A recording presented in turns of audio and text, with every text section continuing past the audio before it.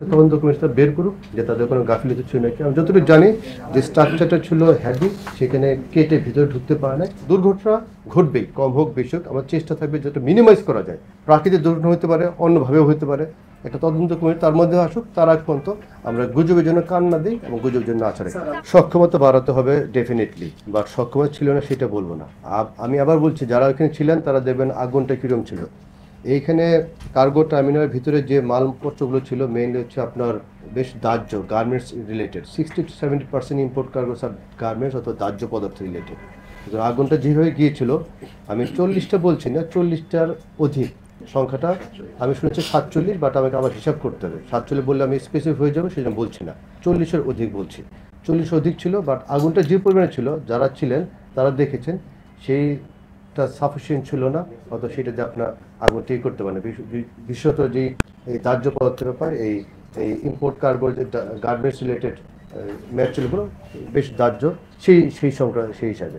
আর যে বলেন আপনার ক্যাপাবিলিটি বাড়াইতে হবে, ডেফিনেটলি ক্যাপাবিলিটি বাড়ানোর সুযোগ সব জায়গাতে আছে, সেটা বলবো। বিল্ডিংটা সিভিল হয়েছে আমি যতটুকু বলতে পারি, তারপর বলছি তদন্তের স্বার্থে সব কিছু স্পেসিফিক বলে কাউকে দৌড় দেওয়াটা সে ঠিক হবে না। তদন্ত কমিটি আছে, ওনারা বের করবে, বাট আমি যতটুকু জানি বিল্ডিংটা আমাদের ভিতরের অ্যারেঞ্জমেন্টটা কী হবে, সেই অ্যারেঞ্জমেন্টটা হচ্ছে যে কর্তৃপক্ষ বলেছে ওনারা এটা মেনটেন করেন।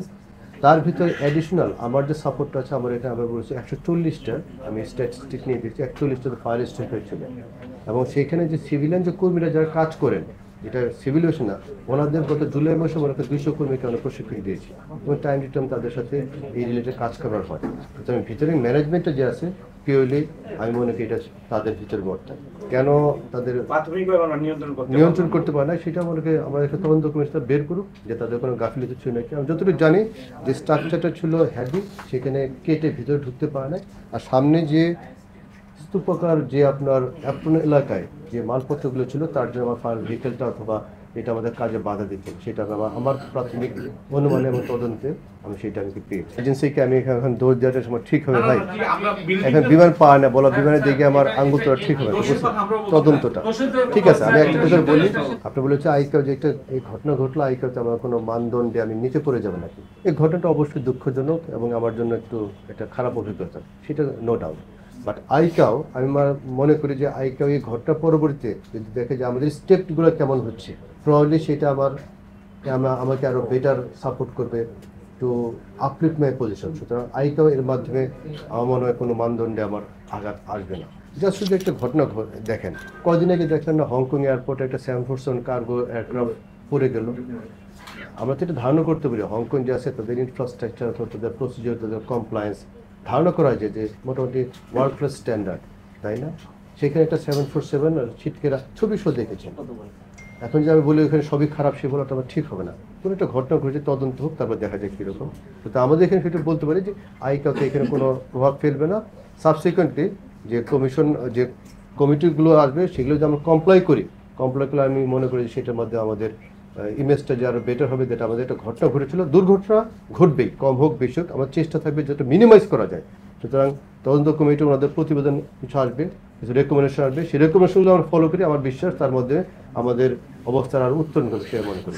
যিনি বলেছেন অথবা যার রেফারেন্সে বলছেন 19 বার এটা চিঠি দেওয়া হয়েছে, ওনার সাথে গতকাল আমার স্টেটের কথা হয়েছে। উনি বলেছেন অনেকটা ভুলভাবে জিনিসটা ব্যাখ্যা করা হয়েছে, এই সংক্রান্ত কোনো তাগাদ দেওয়া হয় নাই। আর যে বলেন জিনিসপত্র আপগ্রেড করার জন্য, আমরা প্রতিনিয়তই মনে করেন এই সিস্টেমটা, এই বিল্ডিংয়ের এইটা নানা রকম মেনটেন্সের কাজ আমরা করি।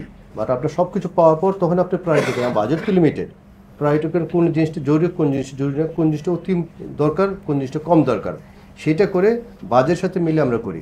আমাদের ফায়ার কমপ্লায়েন্স অথবা এই রিকোয়ারমেন্ট যা আছে তার মিনিমাম যেটা স্ট্যান্ডার্ড আছে আমরা সেটা তার বেশি মেনটেন করি।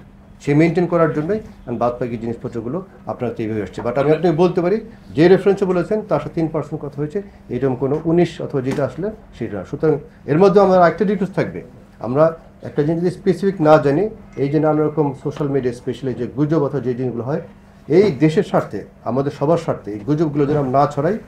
নিশ্চয়ই কারো ভুল আছে, আমার আপনার হয়তো কার অথবা হতে পারে অথবা নাও হতে পারে, প্রাকৃতিক দুর্ঘটনা হতে পারে, অন্যভাবেও হতে পারে। একটা তদন্ত কমিটি তার মধ্যে আসুক, তার আগ পর্যন্ত আমরা গুজবের জন্য কান না দিই এবং গুজবের জন্য আশা রাখি।